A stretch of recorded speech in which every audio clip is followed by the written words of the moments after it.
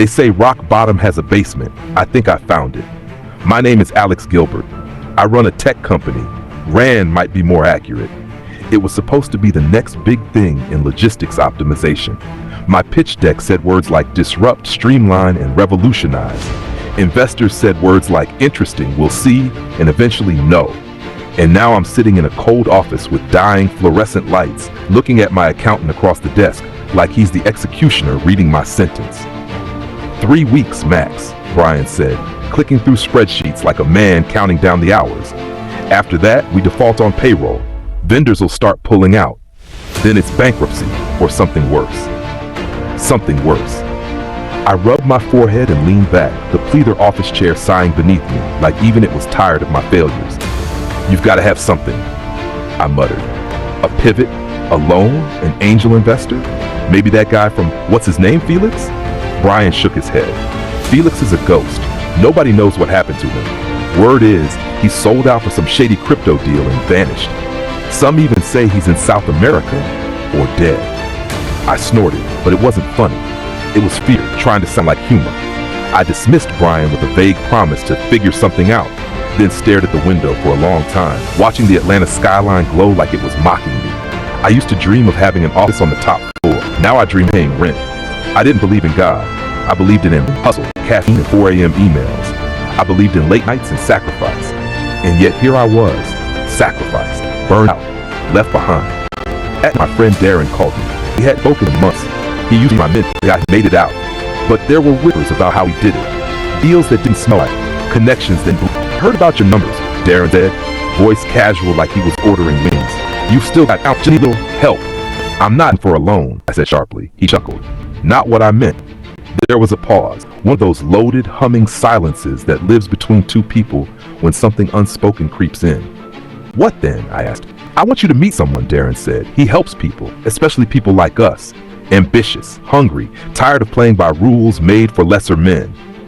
I laughed nervously. What is this? Some private investor with no morals? He didn't laugh. Meet him, you'll see.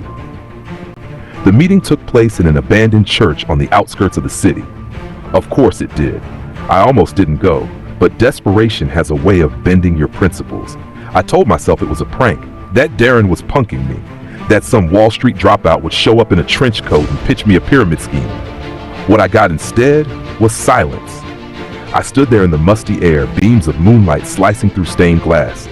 Dust floated in the light like forgotten prayers. Darren stood beside me, calm, waiting. And then he came. He didn't walk in. He was there, like he'd always been, like reality had moved aside to make room for him. The man, no, not a man, wore a tailored black suit, his skin the color of coal dipped in oil.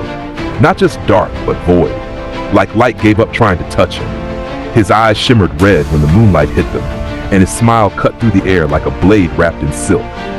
Mr. Gilbert, he said, I've been watching you. I wanted to run.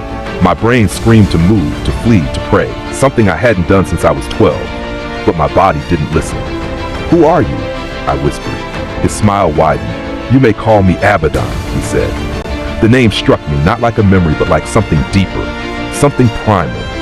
I didn't believe in God, but right then, I knew I believed in this. I don't want anything from you, he said, except a small token of trust, a gesture. He snapped his fingers, and a leather scroll appeared in his hand. It glowed faintly, like it had been pulled from a forge. Your signature here and your success is guaranteed, he said. You keep your company, you thrive, you expand. I looked at Darren, who nodded solemnly. There were sweat beads on his forehead despite the chill. And the catch? I asked.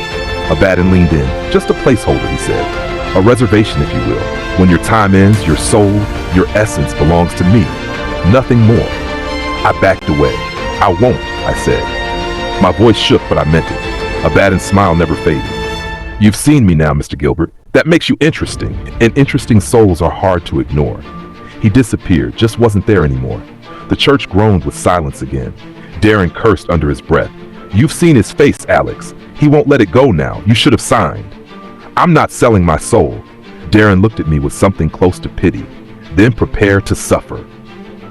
That night, I didn't sleep. When I closed my eyes, I saw him. His eyes. His smile. his voice whispering scripture I didn't know, mocking verses I hadn't believed. And when I did fall asleep, I dreamed of fire. I dreamed of my company crumbling, my friends abandoning me, my body withering, and my soul being dragged screaming into a place with no time, no hope, just darkness. And his voice laughing through it all,